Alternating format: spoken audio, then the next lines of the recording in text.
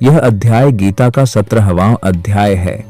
इसका नाम है श्रद्धात्रय विभाग योग, अर्थात 3 प्रकार की श्रद्धाओं का विभाग। पिछले अध्याय 16 दैवासुर संपद विभाग योग में भगवान श्री कृष्ण ने दैवी और आसुरी संपत्ति का भेद बताया था।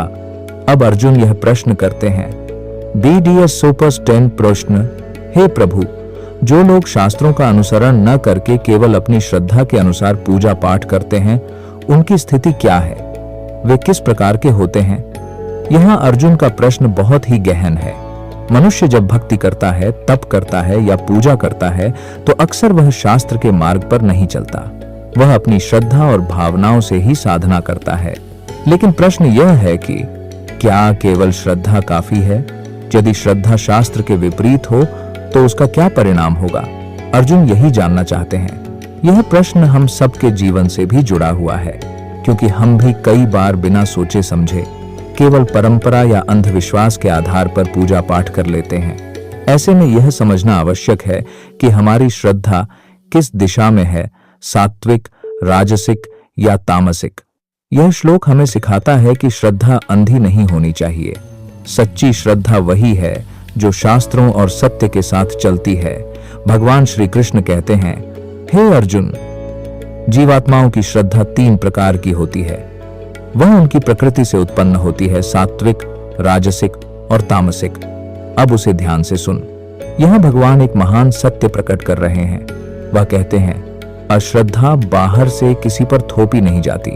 श्रद्धा कोई नकली आभूषण नहीं है जिसे मनुष्य पहन ले। थरा श्रद्धा मनुष्य के अंतर के गुणों और स्वभाव से जन्म लेती है। हर इंसान अपने भीतर की प्रकृति के अनुसार श्रद्धा रखता है। जिसके भीतर सात्विक गुण प्रबल हैं, उसकी श्रद्धा भी सात्विक होगी।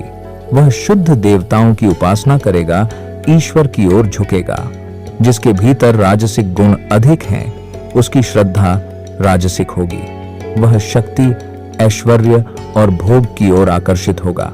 और जिसके भीतर तामसिक गुण हैं, उसकी श्रद्धा तामसिक होगी। वह अंधविश्वास, प्रेत पूजा और विनाशकारी मार्ग पर भटकेगा। DI। इसका अर्थ यह हुआ कि मनुष्य की श्रद्धा ही उसका वास्तविक चेहरा है। जो भीतर है वही बाहर प्रकट होता है। इसलिए यदि हम अपनी श्रद्धा को शुद्ध बनाना चाहते हैं, तो हमें अपने भीतर के स्वभाव और गुणों को शुद्ध करना होगा। हे भारत, हर मनुष्य की श्रद्धा उसके अंतःकरण हृदय के अनुरूप होती है। मनुष्य वास्तव में श्रद्धामय ही है। वह जैसा श्रद्धा करता है, वही वास्तव में वह बन जाता है। यह श्लोक गीता के सबसे गहरे सूत्रों में से एक है। भगवान यहाँ अर्जुन को बताते हैं, मनुष्य श्रद्धामय प्राणी है। उसका जीवन श्रद्धा के इर्द गिर्द घूमता है। वह जैसा मानता है वैसा ही जीता है। जैसा विश्वास वैसा व्यक्तित्व, जैसी श्रद्धा वैसा जीवन। यदि किसी की श्रद्धा सात्विक है, तो उसका जीवन भी सात्विक, शांत, निर्मल और ईश्वरमुखी होगा। वह करुणा, सत्य और धर्म की राह पर चलेगा। यदि किसी की श्रद्धा राजसिक है, तो उसका जीवन भोग, प्रदर्शन और शक्ति की ओर झुकेगा। वह पूजा भी करेगा, लेकिन उसके पीछे फल की लालसा होगी। और यदि किसी की श्रद्धा तामसिक है, तो उसका जीवन अंधकार, अज्ञान और विनाशकारी मार्ग की ओर जाएगा। वह प्रेत पूजा, टोटके और अंधविश्वासों में फंस जाएगा। यहाँ भगवान एक अद्भुत सत्य बताते हैं, मनुष्य वही है जो उसकी श्रद्धा है। यदि श्रद्धा दूषित है, तो व्यक्ति भी दूषित है। यदि श्रद्धा निर्मल है, तो व्यक्ति भी निर्मल है। इसका मतलब यह है कि हमें अपने जीवन में सबसे पहले अपनी श्रद्धा की शुद्धि करनी होगी। श्रद्धा को सात्विक बनाना ही सबसे बड़ी साधना है। सात्विक लोग देवताओं की पूजा करते हैं। राजसिक लोग यक्षों और राक्षसों की उपासना करते हैं। और तामसिक लोग प्रेतों और भूत गणों की पूजा करते हैं। जो लोग शास्त्र विहित नियमों को त्याग कर भयानक और कठोर तपस्या करते हैं, जो दंभ, दिखावा, अहंकार और काम वासना से भरे रहते हैं, ऐसे लोग वास्तव में तपस्या नहीं करते, बल्कि केवल अपनी इच्छाओं को पूरा करने के लिए शरीर को कष्ट देते हैं। भगवान यहाँ बताते हैं कि मनुष्य की श्रद्धा उसके पूजा पद्धति में झलकती है और सात्विक श्रद्धा शांति, प्रकाश और सद्गुणों की ओर ले जाती है। इसलिए सात्विक व्यक्ति ईश्वर और देवताओं की पूजा करता है। राजसिक श्रद्धा शक्ति और भोग की ओर झुकी होती है। ऐसा व्यक्ति राक्षसों और यक्षों जैसी शक्तियों की आराधना करता है, क्योंकि वह उनसे ऐश्वर्य और सामर्थ्य चाहता है। तामसिक श्रद्धा अंधकार और अज्ञान से भरी होती है। ऐसा व्यक्ति प्रेत, भूत, पिशाच और नीच शक्तियों को पूजता है, क्योंकि उसका मन भय और अज्ञान से ग्रस्त होता है। यह हमें सिखाता है कि हम किसकी पूजा करते हैं, यह हमारी श्रद्धा का प्रतिबिंब है। भगवान यहाँ एक बहुत गहरी बात समझाते हैं। ठीठी तपस्या का अर्थ है अपने शरीर, मन और इंद्रियों को संयमित करके ईश्वर की ओर ले जाना। लेकिन कुछ लोग तपस्या को दिखावे का साधन बना लेते हैं। कोई भूखा रहकर यह जताना चाहता है कि वह बड़ा त्यागी है। कोई जंगल में जाकर दूसरों को दिखाता है कि वह सन्यासी है। कोई आग में बैठकर या कांटों पर सोकर सोचता है कि वह बहुत बड़ा तपस्वी है। लेकिन वास्तव में उनकी जड़ में दंभ, दिखावा और अहंकार होता है। उनका उद्देश्य ईश्वर नहीं, बल्कि लोक प्रशंसा या अपनी शक्ति का प्रदर्शन होता है। ऐसे लोग कठोर तप तो करते हैं, परंतु उनके भीतर की वासना और राग समाप्त नहीं होते, बल्कि वे और भी प्रबल हो जाते हैं। इसलिए भगवान कहते हैं, ऐसा तप शास्त्र विहित नहीं है। यह केवल अहंकार की आग को बढ़ाता है। जो मूर्ख लोग कठोर तपस्या करके अपने शरीर में निवास करने वाले प्राणियों को कष्ट देते हैं और साथ ही अपने भीतर स्थित मुझ परमात्मा को भी पीड़ा पहुंचाते हैं, हे अर्जुन, तो उन्हें आसुरी वृत्ति वाला ही जान। भगवान यहाँ और गहराई से समझाते हैं, यह शरीर केवल हमारा नहीं है। इसमें असंख्य सूक्ष्म जीव भूतग्राम रहते हैं और सबसे बढ़कर इसमें स्वयं परमात्मा भी विराजमान है।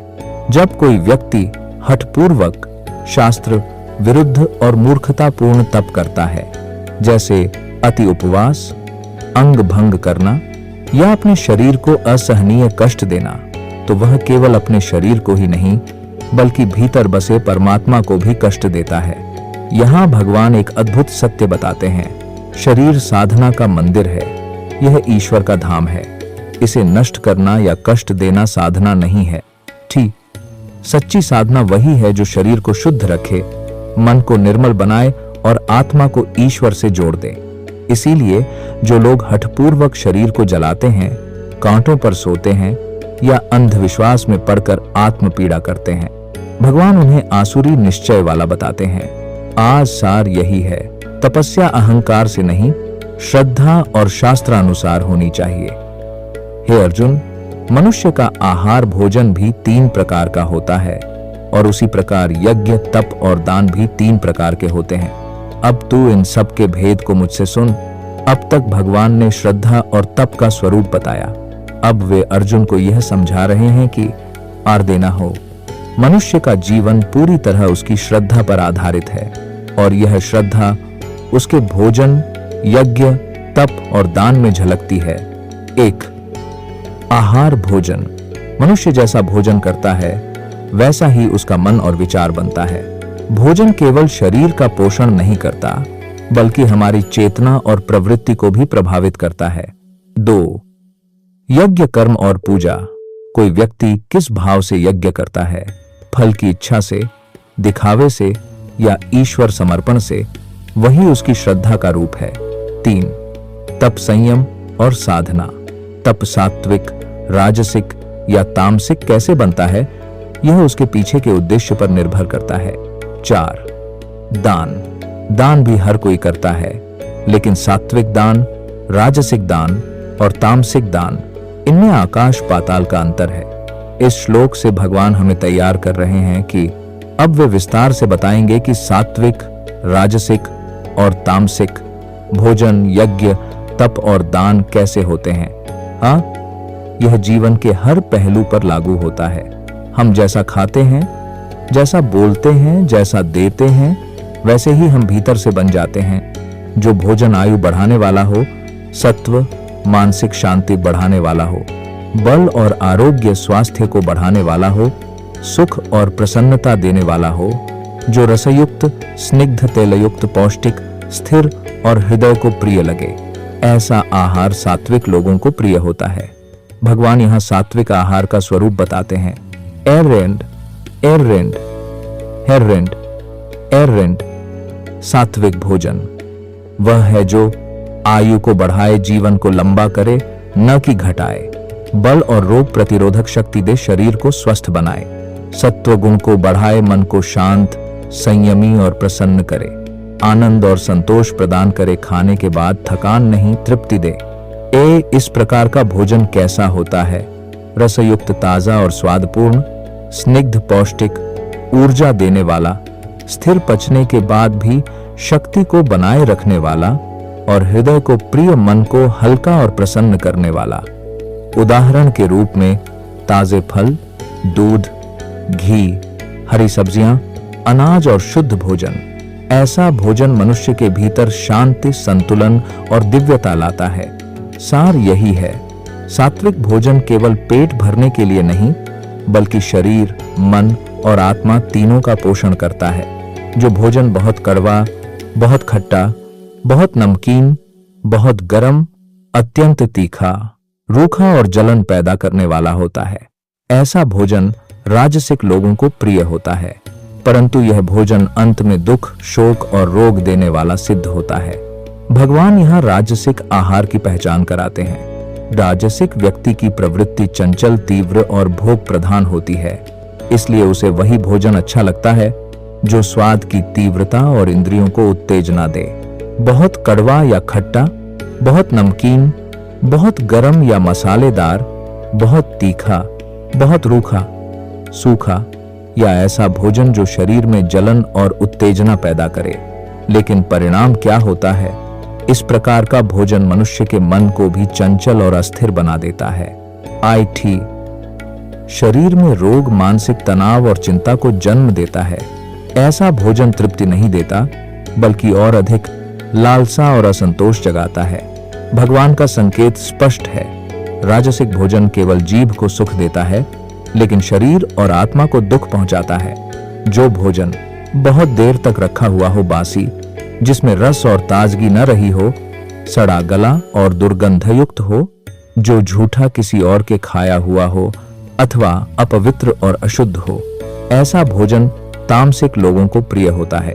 भगवान यहाँ तामसिक आहार का स्वरूप बताते हैं। तामसिक व्यक्ति की प्रवृत्ति आलस्य, अज्ञान और जड़ता से भरी होती है, इसलिए उसे वही भोजन प्रिय लगता है जो सड़ा गला, झूठा या अशुद्ध हो। यातयामम, जो भोजन समय से बहुत देर बाद खाया जाए। गतरसम, जिसमें स्वाद और ताजगी खत्म हो चुकी हो। पूति, जो सड़ा गला हो और बदबू करता हो। पर्युषितम, जो रात भर या कई दिन पुराना हो। उच्छिष्टम, जो किसी दूसरे के खाया हुआ झूठा हो। अमेध्यम, जो अशुद्ध और अपवित्र हो। ऐसा भोजन शरीर में रोग, मन में झड़ता और आत्मा में अंधकार लाता है। यह न तो शक्ति देता है, न ही मन को शांति, बल्कि आलस्य, भ्रम और अज्ञान को बढ़ाता है। भगवान का संकेत स्पष्ट है, तामसिक भोजन केवल शरीर को ही नहीं, बल्कि आत्मा की प्रकाशमयी ज्योति को भी म्लान कर देता है। जो यज्ञ शास्त्र विधि के अनुसार किया जाता है और जिसमें फल की कोई आकांक्षा नहीं होती, बल्कि केवल कर्तव्य मानकर यज्ञ अवश्य करना चाहिए, इस भाव से किया जाता है, वह यज्ञ सात्विक कहलाता है। हे भरत श्रेष्ठ अर्जुन, जो यज्ञ फल की आकांक्षा से किया जाता है या केवल दिखावे और नाम यश के लिए किया जाता है, तो उसे राजसिक यज्ञ जान। भगवान यहाँ सात्विक यज्ञ का स्वरूप बताते हैं। सात्विक यज्ञ की 3 विशेषताएं हैं। शास्त्र सम्मत हो, वह पूजा, हवन या अनुष्ठान वैसा ही हो जैसा शास्त्र बताते हैं। उसमें अंधविश्वास, हठ या दिखावा ना हो। फल की इच्छा ना हो, वह यज्ञ धन, सफलता या स्वर्ग पाने के लिए ना हो। उसमें केवल समर्पण और निस्वार्थ भाव हो। कर्तव्य भाव हो, यज्ञ इसलिए किया जाए कि यह धर्म है, कर्तव्य है। जैसे हम श्वास लेते हैं, वैसे ही यज्ञ करना जीवन का स्वाभाविक हिस्सा है। सात्विक यज्ञ का उद्देश्य केवल एक है, ईश्वर की प्रसन्नता और आत्मा की शुद्धि।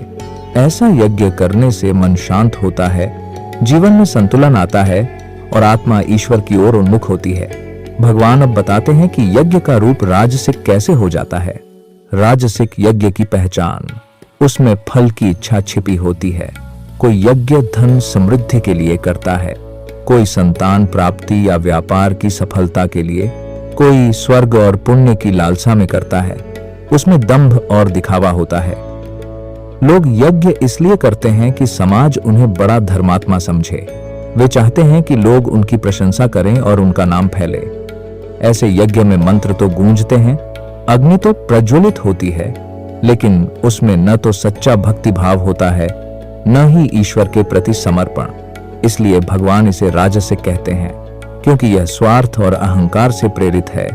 जो यज्ञ शास्त्र विधि के बिना किया जाए, जिसमें भोजन अन्न समर्पित न किया जाए, जो बिना मंत्रों के, बिना दक्षिणा दान के और बिना श्रद्धा भक्ति के किया जाए, उसे तामसिक यज्ञ कहा जाता है। भगवान यहाँ स्पष्ट करते हैं कि यज्ञ तभी सफल है जब उसमें श्रद्धा और शास्त्र विधि हो। तामसिक यज्ञ की विशेषताएं विधिहीन शास्त्रों की विधि का पालन न हो, जैसे केवल अंधविश्वास या मनमानी से किया गया अनुष्ठान, असृष्टान्नम देवता, ब्राह्मण और अतिथियों को भोजन न दिया जाए।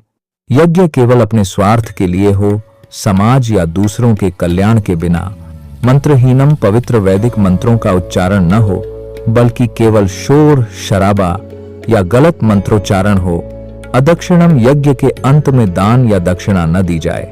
श्रद्धा विरहितम सबसे बड़ी कमी, जब यज्ञ श्रद्धा भक्ति और आस्था से न होकर केवल हठ भय या प्रथा के दबाव से किया जाए, ऐसा यज्ञ न तो ईश्वर को प्रिय होता है, न आत्मा को शुद्ध करता है, बल्कि वह केवल एक औपचारिकता बनकर रह जाता है।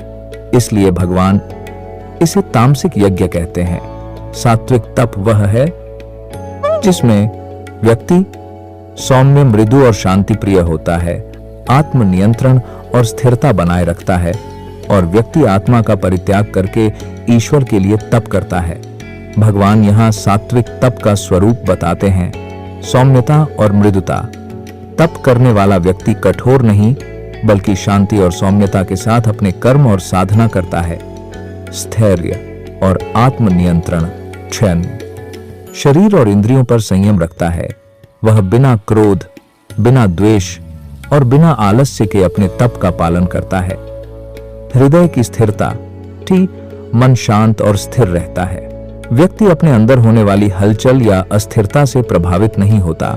आत्मा का परित्याग, समर्पण, व्यक्ति अपने अहंकार और व्यक्तिगत इच्छा को पीछे रखकर केवल ईश्वर के लिए तप करता है। यह निस्वार्थ और समर्पित तप ही सात्विक कहलाता है। सार यह है, सात्विक तप में न केवल शरीर का संयम है, बल्कि मन और हृदय की शुद्धि और ईश्वर के प्रति पूर्ण समर्पण भी है। जो व्यक्ति कठोर तप या संन्यास करता है, लेकिन वह स्वार्थ और लालसा से प्रेरित होता है, उसका तप राजसिक कहलाता है। भगवान यहाँ यह समझा रहे हैं कि तप केवल कठिनाई करने भर से नहीं होता, बल्कि उद्देश्य और भाव सबसे महत्वपूर्ण है। कठोर तप या संन्यास व्यक्ति शरीर पर कठिनाइयां करता है या सांसारिक जीवन से दूरी बनाता है। यदि उसका उद्देश्य केवल स्वयं की प्रतिष्ठा, सफलता, सुख या सम्मान पाना है, तो उसका तप केवल राजसिक है। राजसिक तप में भले ही व्यक्ति कठोर साधना करता हो, परंतु मन का उद्देश्य अहंकार और लालसा से भरा होता है। इसीलिए यह तप सच्चे आध्यात्मिक लाभ को नहीं पहुंचाता। जो तप मूढ़ता, अज्ञान से किया जाता है, जिसमें व्यक्ति अपने शरीर और आत्मा को व्यर्थ पीड़ा देता है या फिर दूसरों को कष्ट पहुंचाने के लिए किया जाता है, उसे तामसिक तप कहा गया है। अज्ञान या अंधविश्वास के कारण किया जाने वाला तप, जैसे यह मानना कि स्वयं को कष्ट देने से ही भगवान प्रसन्न होंगे, शरीर को बेवजह कष्ट देना, भूखे रहकर अत्यधिक कठोर तप करके अपने शरीर को नष्ट करना, यह भगवान की इच्छा नहीं है, क्योंकि शरीर भी ईश्वर का ही मंदिर है। अगर कोई तप या साधना इस भाव से की जाए कि दूसरों को नीचा दिखाया जाए या किसी का अहित हो, तो वह भी तामसिक तप कहलाता है। जहां अज्ञान, अहंकार और क्रूरता हो, वहां किया गया तप आध्यात्मिक नहीं, बल्कि तामसिक और विनाशकारी है। जो दान केवल इस भाव से किया जाए कि दान करना मेरा कर्तव्य है, और जो योग्य व्यक्ति को उचित स्थान और समय पर बिना किसी प्रत्युपकार की अपेक्षा के दिया जाए, उसे सात्विक दान कहते हैं। दान करते समय मन में केवल यह भाव हो कि यह मेरा धर्म है, ईश्वर ने जो दिया है उसमें से कुछ दूसरों को भी देना चाहिए। इसमें अहंकार या स्वार्थ नहीं होता। दान उस व्यक्ति को दिया जाए जिससे वापसी में कुछ मिलने की अपेक्षा न हो, न तो यश की इच्छा, न ही कोई लाभ।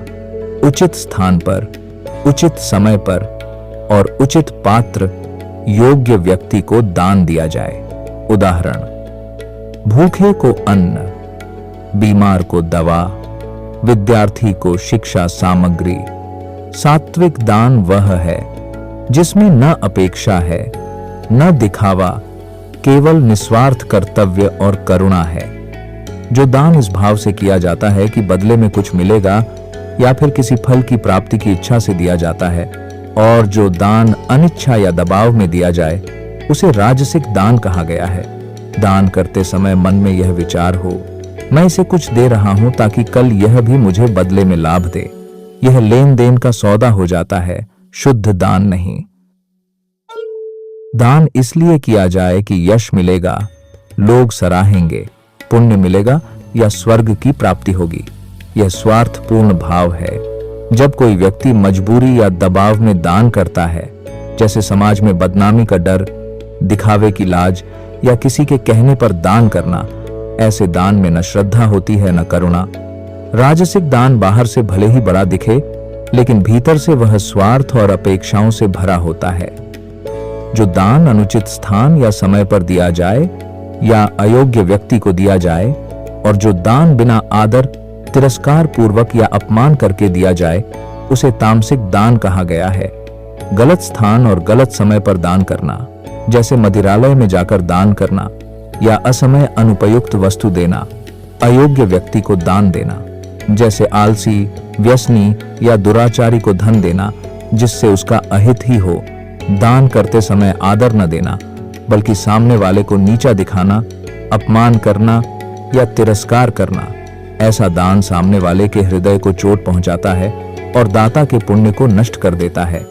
जहां अपमान, अज्ञान और अनुचित स्थिति हो, वहां दान पुण्य न बनकर पाप का कारण बन जाता है।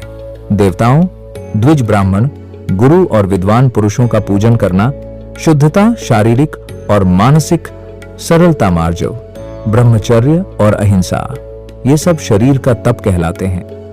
देवताओं की आराधना, विद्वानों और ब्राह्मणों का सम्मान, गुरु की सेवा और ज्ञानी व्यक्तियों का आदर करना, यह शरीर का सबसे पहला धर्म है। बाहरी शुद्धता, स्नान, स्वच्छ वस्त्र, साफ सफाई, आंतरिक शुद्धता, बुरे विचारों से मुक्त होना, शरीर और व्यवहार में ईमानदारी और सरलता, छल, कपट और आडंबर से दूर रहना, इंद्रियों पर नियंत्रण, संयमित जीवन जिसमें व्यक्ति ऊर्जा को व्यर्थ न गंवाए, किसी भी जीव को शरीर, मन या वाणी से पीड़ा न देना, करुणा और दया के साथ जीवन जीना। जब हमारा शरीर देव, गुरु, समाज और आत्मा की सेवा में लग जाए और उसमें शुद्धता, सरलता, संयम और करुणा हो, तब वह सच्चा शारीरिक तप है जो वाणी किसी को उद्वेग, कष्ट या दुख न पहुंचाए, जो सत्य, प्रिय और हितकारी हो और जिसमें स्वाध्याय, शास्त्रों का अध्ययन और जप हो, वह वाणी का तप कहलाता है। हमारी वाणी ऐसी हो कि किसी को दुहक, क्रोध या चोट न पहुंचे। कठोर, कटु और अपमानजनक शब्द वाणी के तप को नष्ट कर देते हैं। वाणी सदैव सत्य हो। असत्य बोलकर कभी स्थायी सुख या शांति नहीं मिल सकती। वाणी न केवल सत्य हो, बल्कि प्रिय और हितकारी भी हो। कड़वा सच भी यदि प्रेम और करुणा से बोला जाए तो वह सुखदायी बन जाता है। शास्त्र, वेद, गीता, उपनिषद और नाम जप का अभ्यास करना मन और वाणी को पवित्र बनाए रखने का यह सर्वोत्तम साधन है। जब वाणी से सत्य, प्रेम, शांति और शास्त्र की गूंज निकलती है, तभी वह सच्चा वाणी का तप बनती है। सात्विक दान योग्य व्यक्ति को उचित समय स्थान पर बिना प्रतिफल की इच्छा, राजसिक दान फल और नाम की इच्छा से, तामसिक दान अनुचित समय स्थान पर बिना आदर के, एह पार्थ, जो यज्ञ, दान या तप बिना श्रद्धा के किया जाता है वह असत कहलाता है। उसका न इस लोक में कोई फल है और न परलोक में। निष्कर्ष यही है, कर्म का मूल्य श्रद्धा से है। भगवान कहते हैं, तत्सत, यह ब्रह्म का त्रिविध नाम है। इन्हीं के उच्चारण से यज्ञ, तप और दान शुद्ध होते हैं। 8 परम सत्य, तत्, यह सब उसी का है। ठ सत्य, सत्य, शुभ और कल्याणकारी। श्रद्धा 3 प्रकार की होती है, सात्विक, राजसिक, तामसिक। आहार, यज्ञ, तप और दान, सब पर यह गुण लागू होते हैं। बिना श्रद्धा का कोई भी कर्म निष्फल है। तत् सत्य, यह परम सत्य का त्रिविध नाम है जो सभी साधनाओं को शुद्ध करता है। इसलिए हमें अपनी श्रद्धा को शुद्ध करना चाहिए। ठीक श्रद्धा सात्विक होगी तो जीवन दिव्यता की ओर बढ़ेगा। हे साधकों, जीवन में सबसे बड़ा धन श्रद्धा है, लेकिन वह श्रद्धा सात्विक और शास्त्र सम्मत हो, यही भगवान श्री कृष्ण का उपदेश है। आइए अपनी श्रद्धा को शुद्ध करें, अपने आहार विहार को सात्विक बनाएं और तत् सत्य के मंत्र से जीवन को पवित्र करें। यही है श्रद्धात्रय विभाग योग का सार।